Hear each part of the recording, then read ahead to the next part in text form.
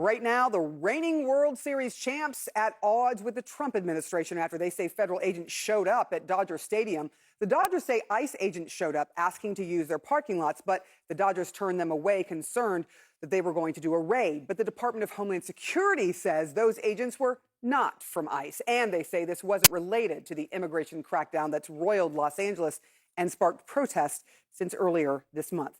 So how do Americans feel about this back and forth over the administration's immigration policies? CNN's Harry Enton, our data guru, is running the numbers for us this morning. Where are we? Where are we? Well, I think we can say that Donald Trump has lost the political battle when it comes to what has happened out in Los Angeles. Donald Trump's net approval rating on the Los Angeles protest. Look at this. Overall, way underwater at minus 15 points. How about among independents or those who don't identify with either major party? Way even lower. Look at that, minus 24 points on the net approval rating. And of course, this is happening on what should be one of Donald Trump's, in fact, the best issue for Donald Trump, immigration. And yet, when it comes to these Los Angeles protests, 15 points underwater overall and 24 points underwater among independents. No good. What is the broader view of how Trump is acting and what he's doing when it comes to these arrests of immigrants? Right. So, you see these numbers with concern to the Los Angeles protests, but let's widen it out a little bit. And I think this sort of paints a picture for you in understanding why Donald Trump's net approval rating on the Los Angeles protests are as low as they are. Take a look. Trump and immigrant arrests. He's gone too far. That's the winner here, 49%. Not too far, only 40%. So you got a 9-point lead here. And again, among those independents or other category, you see 51% of them say Trump's gone too far. And what's so important to note is that this poll was taken after the Los Angeles protests started. So this takes into account everything that's gone on in Los Angeles. At this particular point, if the protesters' idea was to focus the attention on Donald Trump and bring attention to his immigration policies and bring attention to the arrests that have been occurring of immigrants, it seems to me that those protests have been successful because you see here, 49% say Trump's gone too far when it comes to the immigrant arrests compared to just 40% who say he's not gone too far. And you don't have to be a mathematical genius to know 49% is larger than 40%. By quite a bit. All right. How are people feeling, Americans in general, about ICE in general as they're seeing what has been happening across the country, but specifically in Los Angeles? Yeah, okay, so let's take a look here, right? More ICE raids at workplaces, these workplaces where immigrants perhaps are here illegally, are working. Look, 45% approve, but again, what's the winner here? 54% disapprove of the idea of more ICE arrests. And this, again, goes to what these protests were all about in the first place, these ICE arrests at work. And it does seem, again, that the American people are with the protesters on this. You see here the majority saying that they disapprove of more ICE raids at workplaces. And I think it's so important to note, ICE has historically actually been rated fairly favorably, but their favorable ratings have been going down as these raids have been going up. Yeah, and this is one of the biggest issues that Donald Trump, it was like the second most important issue that Donald Trump won the election on, That's which is right. immigration. This is his core issue, and he's losing on his core issue at this point. Again, he is losing in these protests. Federal agents gathered outside Dodger Stadium hours before last night's game against San Diego. You can see the response. Protesters quickly rushed to the area, began chanting anti-ICE slogans. Then at that point, the Dodgers posted on X that ICE had come to the stadium and requested access to the grounds, a request the team says it denied. Then that sparks this back and forth online, ICE officials tweeting back, false, we were never there. Turns out it may have been Customs and Border Patrol with car problems. Our people are under attack. And the largest economic engine in this area is silent. Wake up! Do better! So I think that even though DHS, and we can show you this, sent out a tweet saying, look, this has nothing to do with the Dodgers, these vehicles here for this reason or that reason, it is clear they are not trusted, okay? It is very clear when you see this response. So I don't know who wants to take this on first. Well, the Dodgers also aren't trusted, Hadi, because, what do you mean? Well, the Latino community there is frustrated that the Dodgers have not been more vocal in support of their efforts. And so you have a situation where I think the sports franchise just trying to balance what its fan base ultimately wants. You have those who wanted to take a political position, and then you have those who would prefer that it probably just sticks to sports. I mean, this is the real problem of this era. There was a lot of lessons learned during 2020 and the protests against the George Floyd murder.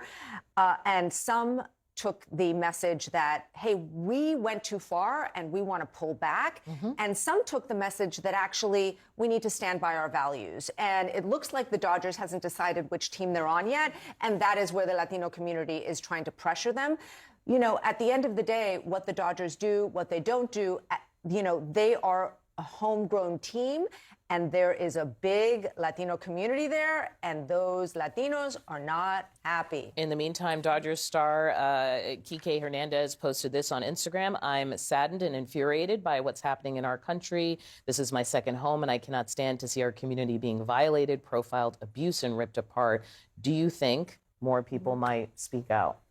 I think it is a good thing that people are speaking out, because at the end of the day, what you're seeing happen in LA and cities across the country are people are protesting these, you know, ICE raids, which are tearing apart communities. I mean, going into restaurants, daycare centers, schools, tearing people out of their jobs. That is not the way to enforce the laws. And I think what's also, especially in LA, you're seeing such heightened tension. It's not clear why the agents were at the stadium, Homeland Security later posting. This had nothing to do with the Dodgers, adding Customs and Border Protection was at the parking lot very briefly, and it was unrelated to any operation. Enforcement operations are continuing daily across Los Angeles. President Trump has directed all of our ICE officers to do everything in their power to carry out the single largest mass deportation operation in history. Some Dodger fans say they're frustrated the team hasn't done more to support immigrant communities. Dodgers, they thrive off the fan base that is Latino, off the workers that are Latino. They're not a detriment to our city or community. They are a benefit. Over the weekend, Dominican-American singer Neza sparking controversy after she sang the national anthem at the stadium in Spanish, after the team asked her to perform in English. Some criticizing the move, others celebrating it. 80% of the people here are Latino. I'm going to do this for them, regardless of what the, you know, what the consequences may be. Wow, that was NBC's Jacob Soboroff reporting. A lot of drama there at Dodger Stadium. Pablo, what do you make of it? This is a microcosm of a larger story in which I think people in Los Angeles, which happens to be about 50% Hispanic Latino, are wondering, who are these people coming for us? Are these police officers? Are they ICE agents? Are they Homeland Security? When you have people who are emerging from unmarked vans sometimes, who are wearing masks, it's just hard to tell most generously which governmental entity is trying to arrest you and potentially, as we've seen historically now, disappear you to places where you don't know. You don't know what's going to happen to you. And so sports, Mika, the thing about sports, of course, is that Dodger Stadium, beyond being a beautiful vision of a multicultural America, in the most real ways, I don't mean to be maudlin about that, it's just actually what it is. You have a deeply diverse population that reflects the surrounding areas in a way that is just rare in sports. When you have people encroaching upon that, you have a metaphor and a reality being compromised. The idea that, wait a minute, we can still gather safely and as Americans. And that's what's so fragile right now. It's a microcosm of that feeling, too. David, so we saw ICE actually tweeted that it wasn't them, but we know that the reporting is that it was, the masks, it was ICE. So talk to us about what this looks like, what the optics here are of an agency saying that they're not there, but then actually being there. Look, you know, we have a sort of healthy sense as a country of libertarianism in that we don't want the government over encroaching in our spaces, in our cultural spaces, in our homes. It's why getting a warrant and all of that stuff is so deeply embedded in our Constitution and even before that. So what I'm interested to see is how the administration's aggressive tactics, where they're just, because they don't make clear what they're doing, and maybe that's part of the strategy, they appear to many people to just be roaming where they think illegal immigrants are, and they're judging who they might be based on what they look like. And that is just something that is so un-American. I mean, I'm a Cold War kid, and we would watch movies about what it was like in the Soviet Union. There's always some guy with an accent saying, "Show me your papers."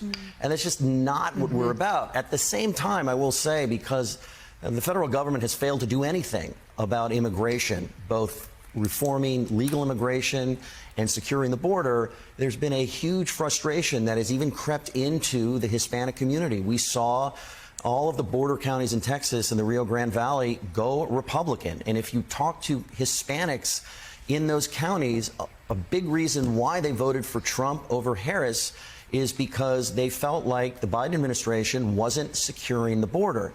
And in fact, many illegal immigrants would say at times, like, even we're for securing the border under the assumption that they're not coming after us because we're working. So now, do the optics of this, do the politics of this change because of how the administration is carrying this out? I just want to mention, though, there was a bipartisan piece of border legislation that was killed by Republicans. That is very true, but it's been a bipartisan failure.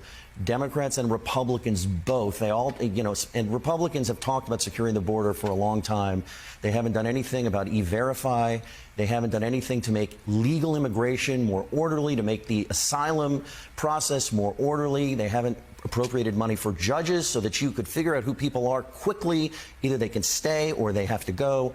This is everybody's failure. But on that, right, Mika, I always think about how the theater of this, the theater of enforcement, has been so visible.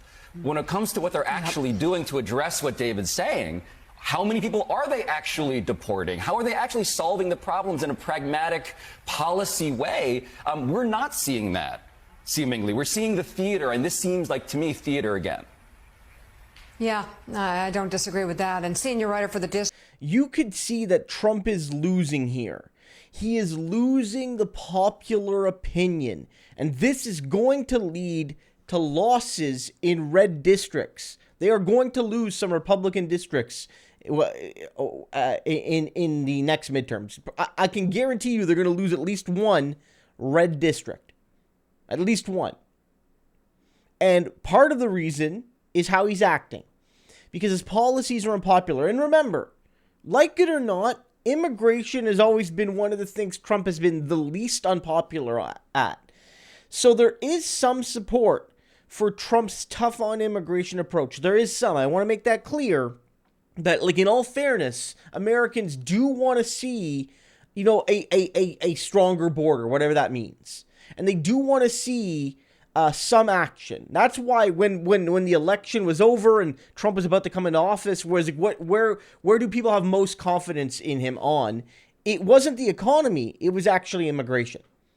But now his numbers on immigration are falling because, one, people are seeing the human toll of what's happening. They don't like it, right? In abstract, they'd be like, "Oh, yeah, get tough on immigration," but then they see humans being hurt, and because most Americans aren't sick freaks like Donald Trump, they're like, "Oh, I don't like this." And also, it's not working. Like, it's not actually working. It's not solving the problem, right?